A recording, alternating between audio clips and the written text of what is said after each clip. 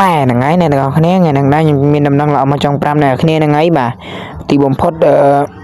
channel របស់ខ្ញុំគឺថាបាន145 subscriber ហើយមកឲ្យអ្នកគ្នាដាក់ចលែងឲ្យខ្ញុំលេងក៏បានឲ្យអ្នកគ្នាសួរសំណួរខ្ញុំក៏បានដែរហើយតនខ្ញុំអត់តនល្បីអញ្ចឹងអ្នកគ្នាចង់សួរអីខ្ញុំក៏បានសួរមកខ្ញុំឲ្យអ្នកគ្នាសួរទាំងអស់បាទហើយអ្នកគ្នាចង់សួរខ្ញុំអីក៏បានដែរខ្ញុំឆ្លើយចេញទាំងអស់អ្នកគ្នាបាទហើយអ្នកគ្នាចង់ឲ្យខ្ញុំលេងចលែងអីអ្នកគ្នាអាច comment នៅក្នុងវីដេអូនេះខាងក្រោមអាច comment នៅក្នុងវីដេអូនេះបានអ្នកគ្នាបាទ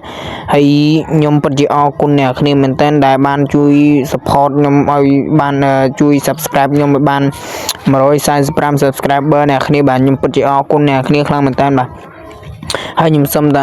ហើយខ្ញុំសង្ឃឹមថាអ្នកគ្នានៅតែគាំទ្រខ្ញុំហើយនឹងចូលចិត្តនឹងជួយចុច like នៅវីដេអូរបស់ខ្ញុំបន្តទៀតអ្នកគ្នាបាទហើយ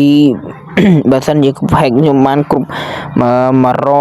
500 subscriber ខ្ញុំនឹងមានអី giveaway ដល់អ្នកគ្នាបាទអ្នកគ្នាជួយ subscribe ឲ្យបាន500មកខ្ញុំនឹងអាច giveaway ឲ្យអ្នកគ្នាមួយបាទបាយបាយអ្នកគ្នាជួបគ្នានៅវីដេអូក្រោយ